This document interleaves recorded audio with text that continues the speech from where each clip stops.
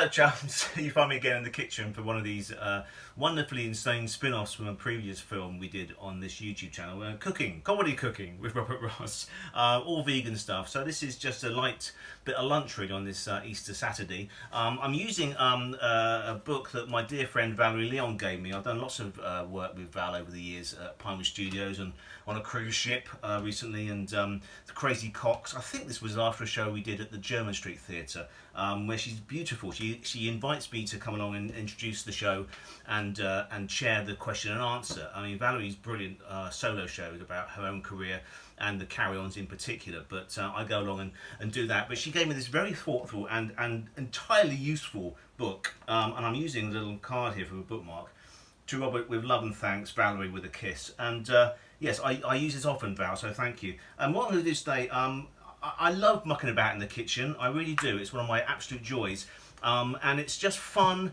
And if it looks nice and it tastes good, then that's all that matters. The taste is the important thing. So I'm going to throw together a vegan Peking duck and in a wrap today. So what you need basically, you can use most things, and particularly in these stricken times, you may not find all the ingredients. But as I say, if it tastes good, then it doesn't matter. It's a bit of fun. This is not Jamie Oliver, as you'll soon find out. But the most important thing, of course, and this sounds obvious, but get yourself a damn good knife. This is a Robert Welsh trademark knife, and it's as sharp as Billy-O. So you want to cut into your onion here, and get half an onion. There's only two of us eating this, so you don't want to go crazy. And it recommends you use two sort of small mushrooms. I've got two big fellas here, so that'll be plenty. So you chop those nice and fine. And once you've done that, which will take me a bit, I don't want to bore you with all the details, we just chop those quite finely. Then you can join me in a second when I'm over at the bowl. Okay, see you there. I've always done. I must explain. This is not a penny for the B word here, the dreaded B word. Remember that? This is more the G word. This is Jerry and girl power. This is my Spice Girls penny here. But I say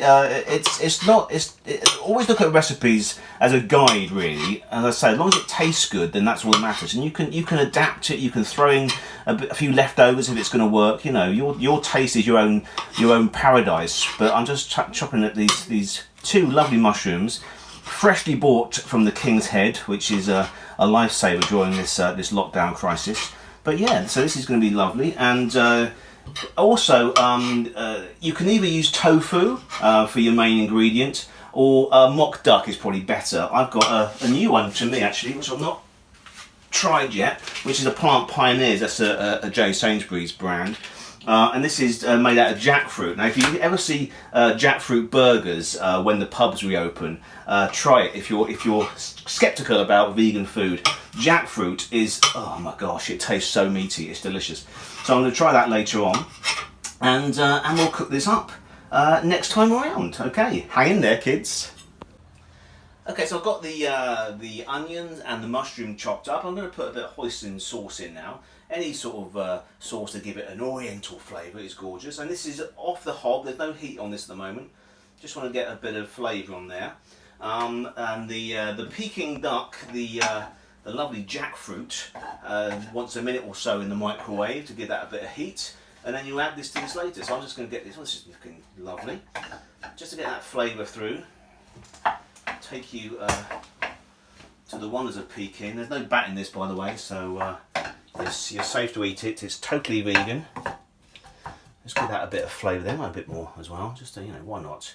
It depends on your taste buds, as I said before. If you like it beautiful and gorgeously oriental, then get stuck in. It's always a guide. The recipe's a guide.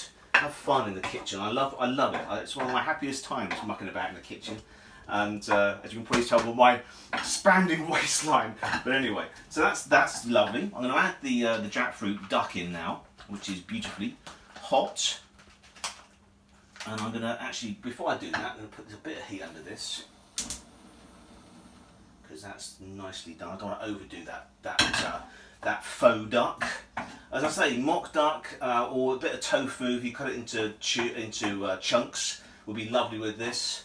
And this is the thing about, I'm not an evangelistic vegan at all by any means. You eat what you like, But really, it's the flavours that you enjoy. It's not the meat. it's the spices and it's the garlic and it's, you know, whatever, the onions, you know, it's the same flavours really that you crave. So it's if you want to go a bit of vegan, and it's healthy, it's kind cuisine, and for me it's probably the most important and best decision of my life, I think. So I love it. But as I say, try it, see what you think. If it's not for you, then, you know, don't worry. So I'm going to put the jackfruit duck in now, which smells delicious, I have to say. And I'm putting the whole sachet in because if there's anything left over, we'll eat it later. But I don't think there's going to be anything left over out of this at all. This looks delicious. So that's all in the pan. And before you serve it up, obviously you don't put it into the hot mix here, but you cut up a few spring onions and some nice shards of cucumber, and then you've got this lovely mixture. And get your rice pancakes, or if you can't find rice pancakes, I find tortilla will be equally as well for a wrap. And there you go.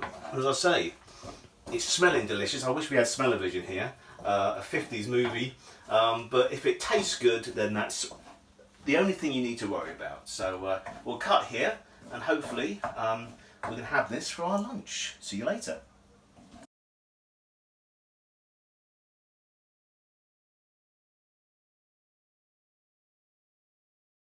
And there you go, from putting your ingredients out onto the work surface to mouth and enjoyment, about 10 minutes.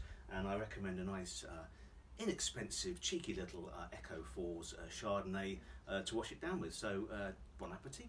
Cheers.